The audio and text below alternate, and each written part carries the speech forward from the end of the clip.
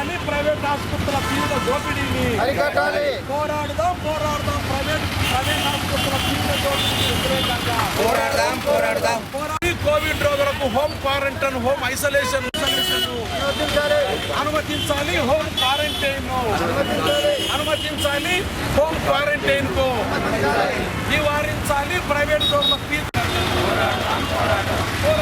అనుమతించాలి కోవిడ్ రోగులకు home quarantine isolation अस्सलामुअलैकुम। आज यहाँ करनूल में ये social democratic party of India और अदर ऑर्गेनाइजेशंस के साथ जो एक प्रजास्वाम्य हकुला परिरक्षण वेदिका के नाम से जो ऑर्गेनाइजेशन बना गया है, ये जो है डेमोक्रेटिक राइट्स को सेव करने के लिए एक डिफरेंट पार्टीज और डिफरेंट ऑर्गेनाइजेशन के साथ मंच हुआ एक ऑर्गेनाइजेशन है। इसी के तहत आज हम करनूल में इस डिमांड के साथ यहाँ पे एक धरना मुनाकिद किए हैं कि जो भी करनूल में कोविड-19 पेशेंट्स है, वो पेशेंट्स को जो भी कम सिम्टम्स के जो पेशेंट हैं उनको आइसोलेशन में रखने का एक वादा हुकूमत का था। उसी के तहत पिछले 2 महीनों से आइसोलेशन में लोग रह रहे थे, जिनके घर में फैसिलिटीज़ है होम आइसोलेशन में रह रहे थे। बट अभी सडनली जो है कलेक्टर साहब, करनूल के कलेक्टर साहब के ये ऐलान करते हैं कि हम होम आइसोलेशन को कैंसिल किए हैं। जो भी लोग हैं पूरे क्वारंटाइन सेंटर्स को और हॉस्पिटल्स को ले जाने का ये किया है। तो इसी के वजह से जो कोविड-19 पेशेंट्स है उनको जो हिम्मत अफजाई थी, उनके घर में जो रहकर वो आइसोलेशन में जो क्यूर हो रहे थे, वो एक ही बार जो हॉस्पिटल को जाना बोलने से जो है बहुत क्रिटिकल पोजीशन हो गया है करनूल में, लोग डर रहे हैं। तो लिहाजा हम यहाँ की हुकूमत से और यहाँ के एडमिनिस्ट्रेशन से डिमांड करते हैं कि लोगों को होम आइसोलेशन के लिए परमिशन दे, जो परमिशन कैंसिल किया है उसको रीस्टार्ट करें। और उसी तरह से जो कोविड-19 पेशेंट्स प्राइवेट हॉस्पिटल्स में जा रहे हैं, प्राइवेट हॉस्पिटल्स में जो आरोग्यश्री के नीचे 1,000 रुपये पार होने पर जो है ट्रीटमेंट पूरा फ्री करने का जो हुकूमत का वादा है, ये बिल्कुल अमल में नहीं है। लाखों के रुपए प्राइवेट हॉस्पिटल जो है करनूल में कलेक्ट कर रहे हैं, फिर भी लोगों की जान नहीं बच रही है। तो हम ये डिमांड करते हैं कि जो प्राइवेट हॉस्पिटल्स के ऊपर एक्शन लें, ये जो ज़्यादा डर के नाम पे जो लूटा जा रहा है प्राइवेट हॉस्पिटल्स में, इनको रोकें। There are no facilities, there are so many difficulties, there are lapses in the government COVID hospitals. So we humbly request the collector, the authorities to allow the corona patient, COVID patient to be treated at their home isolation. That means we are request the collector to permit us self-isolation, home quarantine. Moreover, today we are observing the private hospitals are plundering. They are plundering the corona patients by collecting lakhs of rupees per day. It means per day they are collecting 1 lakh rupees. They are plundering the corona patients by various tests. So it is totally avoided. It should be avoided.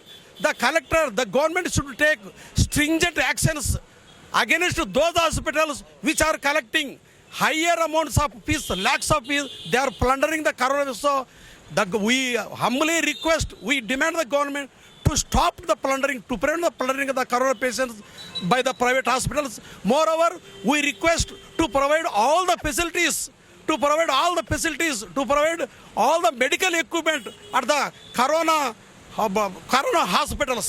So I am K. Ratnamesepu, Democratic Teacher Federation State Secretary. State also. So ఆ విధంగా మీ collector గారు, ప్రభుత్వ అధికారులు దీనికి quarantine పేషెంట్స్కు home quarantine ఇవ్వకుండా GO ఇవ్వడం వల్ల దీన్ని ఖండిస్తూ ఉన్నాము. ఎలాంటి సౌకర్యాలు కల్పించకుండా జనరల్ హాస్పిటల్లో డాక్టర్స్ కానీ అక్కడ సౌకర్యాలు కానీ ఫుడ్ కానీ సరైన సౌకర్యాలు కల్పించకుండా ఈ విధంగా హోమ్ క్వారంటైన్ అలౌ చేయకుండా జీవో ఇవ్వడం దుర్మార్గం అని చెప్పేసి మేము వేదిక తరగతి తీవ్రంగా ఖండిస్తున్నాము. ప్రజలు కూడా ఎంతో తీవ్రంగా ఇబ్బంది పడుతున్నారు. కోవిడ్ పేషెంట్స్కు మనోధైర్యం కల్పించకుండా వారికి అన్ని సౌకర్యాలు కానీ ప్రభుత్వాలు కానీ అసోసియేషన్స్ కానీ ప్రభుత్వ అధికారులు వాళ్ళకి తగినటువంటి సౌకర్యాలు కానీ లేదా మనోధైర్యం కలిగించకుండా, అలా గవర్నమెంట్ హాస్పిటల్లో కూడా సౌకర్యాలు కల్పించకుండా ఊరికి అడ్డగోలుగా జీవోలు ఇవ్వటువంటి దాన్ని తీవ్రంగా ఖండిస్తున్నాము. కాబట్టి ప్రజలు, ప్రజాస్వామికవాదులు, అదేవిధంగా ప్రజా సంఘాలన్నీ కూడా వీటిని గమనించి ఖండిస్తూ ప్రభుత్వానికి అదేవిధంగా ఈ అధికారులకు వ్యతిరేకంగా కూడా మేము నిరసన కార్యక్రమం చేస్తున్నాము. దీన్ని ప్రభుత్వ అధికారులు గమనించి విషయాలన్నింటినీ కూడా ప్రజలకు సౌకర్యాలు చేయాలని చెప్పేసి మేము కోరుతూ డిమాండ్ చేస్తున్నాము. జేవి కృష్ణయ్య, నేను ప్రజాస్వామ్య హక్కుల పరిరక్షణ వేదిక convener. They are collecting lakhs of rupees, and more so very pathetic situation is even the patient is expired, they are not handing over the dead bodies to the relatives, and they are demanding 8 lakhs rupees, 10 lakhs rupees for what they are spending, that we don't know it. Actually, when the patient joined the private hospital thinking that there are so many facilities are available, then if a patient lost their life means the corporate hospitals, instead of collecting a huge amount of money from the patients, they should pay the lakhs of rupees to the patients. Why this is now came into the press also? It has come into the press also, but no hospital was imprisoned. Authorities were not imprisoned. They were not taken any action. This will continue forever unless we put a break to this system. Now here, वकीलों का क्या responsibility है, सामाजिक social responsibility is that they should always have freedom to express their views and point out the defects in the system. Because क्या होता है बोले तो आप bench and bar both closely move करते हैं, काम करते हैं in dispensation of justice में, and it is for the lawyers who have opportunity to see the system's work from close quarters. So it is their bounden duty to point out the mistakes.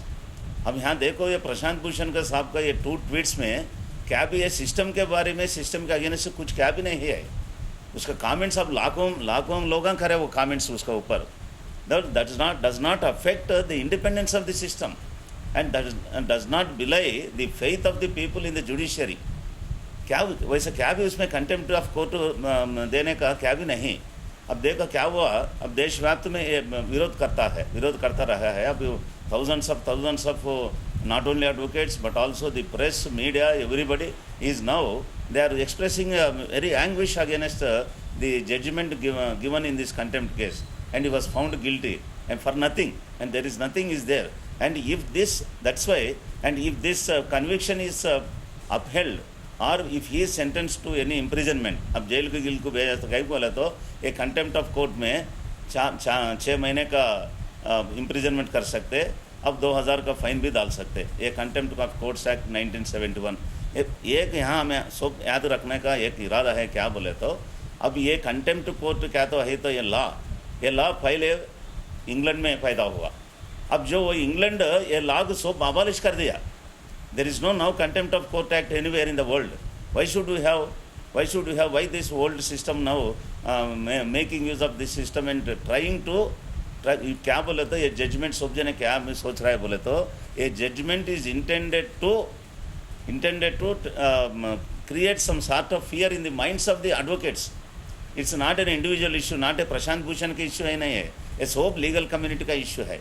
तो अब क्या हुआ देशव्याप्त में ये चर्चा हो रहा है, and is very happy to note that खुशी का बात है even supreme court also yesterday realized that there is a lot of furor throughout the country, and they mellowed their voice and asked Prashant Bhushan to amend his statement which was given earlier. Now he said, no, I can't go back on the statement. I am ready to undergo the imprisonment. I hope that Uchitam Nyayalaya definitely they will take into consideration the mood of the advocates and come down from their stand and close the proceedings against Prashant Bhushan for the भलाई के लिए, ये बार and bench के संबंध के भलाई के लिए, ये कॉन्स्टिट्यूशन का भलाई के लिए, अब देश के भलाई के लिए, I hope that ultimately the Supreme Court of India will drop the contempt proceedings against Sri Prashant Bhushan.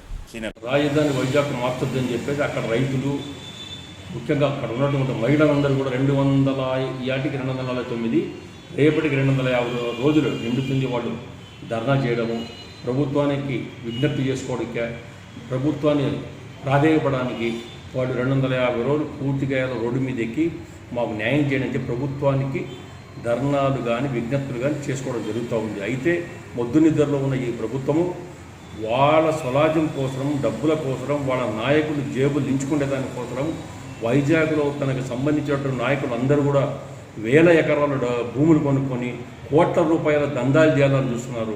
అయితే వైజాగ్ ప్రజలందరికీ విజ్ఞప్తి చేస్తున్నారు, దయచేసి ఇదే పరిస్థితి అమరావతిలో వచ్చిన పరిస్థితి మీకు వస్తుంది. రేపు ప్రభుత్వం కింద మారిందంటే ఖచ్చితంగా అక్కడి నుంచి ఇమ్మీడియట్గా మళ్ళా ప్రభుత్వం అక్కడి నుంచి రాజధాని మళ్ళా అమరావతికి మార్చేదానికి అవకాశం ఉంటుంది. కాబట్టి వైజాగ్ ప్రజలారా దయచేసి వైజాగ్లో కడప రాజకీయాలు తెచ్చి అక్కడ పెడతారు. కవడప రాజకీయ దందా చేసే రౌడీలు వస్తారు. అటువంటి రౌడీలకు మీరు కేంద్రం తావిచ్చిందంటే వైజాగ్, కడప, పులివెందల రాజకీయం అయిపోతుంది, సర్వనాశనం అయిపోతుంది. మంచిగా ఉండేటువంటి అక్కడ ఉన్న ప్రజలు శాంతిపరులు, వ్యాపారాలు చేసినటువంటి వాళ్ళు, అటువంటి వ్యాపారంలో ఉండేటువంటి వాళ్ళు కడప రాజకీయాలు వచ్చి దందాలు చేసే మాత్రం మీ వైజాగ్ సర్వనాశనం అయిపోతుంది. నాశనాన్ని కోరుకుంటారా, మేలు కోరుకుంటారా, అది వైజాగ్ ప్రజలు నిర్ణయించుకోవాలి. దయచేసి మీరు కూడా అక్కడ నుండి ప్రజలు కూడా ఏదైతే అమరావతి రాజధాని ఉండాలని కోరుకున్నామో అందరం ఆంధ్రప్రదేశ్లో 13 జిల్లాలు అందరూ కోరుకున్నాము. కాబట్టి ప్రతి ఒక్కరు కూడా ఆంధ్రప్రదేశ్లో ఉన్నటువంటి 13 జిల్లాలు అందరం కూడా అమరావతిలో ఉండాలని ప్రతి ఒక్కరు కోరుకుందాం. పొరపాటునగినటువంటి జరిగిందంటే మాత్రం ప్రజలు చాలా ఇబ్బంది పడే పరిస్థితి కానొస్తుంది. ముఖ్యంగా వైజాగ్ ప్రజలు మాత్రం దయచేసి మీరు కన్ను తెరిచి అక్కడ ఉన్నట్టు పులివెందుల రాజకీయ నాయకులు మాత్రం రానియకుండా జాగ్రత్త పడండి. మాకు కర్నూలుకు న్యాయ రాజధాని అంటున్నాడు. మేము ఇక్కడ కోర్టు వచ్చింది, హైకోర్టు వచ్చింది, చాలా సంతోషపడుతున్నాం. వస్తే మంచిదే, కానీ న్యాయ రాజధాని అనేది ఏంటన్నా మాకు అర్థం కావడం లేదు. న్యాయ రాజధాని అయితే టైప్ మిషన్లు, జెరాక్స్ మిషన్లు ఎక్కుతాయి, కానీ జిల్లాలు మాత్రం ఇక్కడ అభివృద్ధి చెందే శూన్యం. జిల్లాలో సమస్యలు చాలా ఉన్నాయి, అవన్నీ ముఖ్యమంత్రికి తెలుసు, రాయలసీమ వాసి నీవు. కాబట్టి దయచేసి ఇటువంటి 3 రాజధానుల విషయాన్ని మర్చిపోవాలని దయచేసి ప్రజల తరఫున, రైతుల తరఫున నేను ముఖ్యమంత్రిగా విజ్ఞప్తి చేసుకుంటున్నాను.